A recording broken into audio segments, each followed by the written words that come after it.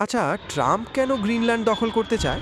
Trump ক্ষমতায় আসার পর থেকেই বিভিন্ন সময়ে গ্রিনল্যান্ড দখল করার হুমকি দিয়ে আসছে।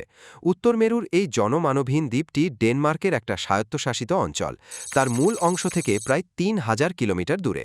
আবার এটা আমেরিকা থেকে প্রায় ৩,২০০ কিলোমিটার উত্তর পূর্বে অবস্থিত।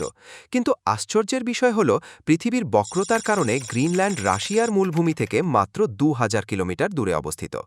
রাশিয়ার দক্ষিণ পূর্বের নগরী ভ্লাদিভস্টক এবং চীনের বেইজিং থেকে উত্তর আটলান্টিক যেতে নর্থ সার্কেল রুট দিয়ে সময় লাগে ১৫ থেকে ২০ দিন।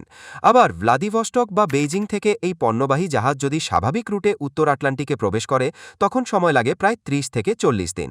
তাহলে সহজ হিসেবেই দেখা যায় নর্থ সার্কেল রুট স্বাভাবিক রুটের থেকে সময় বাঁচায় ১৫ থেকে ২০ দিন। আর বৈশ্বিক উষ্ণায়নের ফলে উত্তর মেরুর বরফ গলতে শুরু করছে, আর গ্রিনল্যান্ডের নিচে থাকা সকল খনিজ সম্পদ উন্মুক্ত হচ্ছে।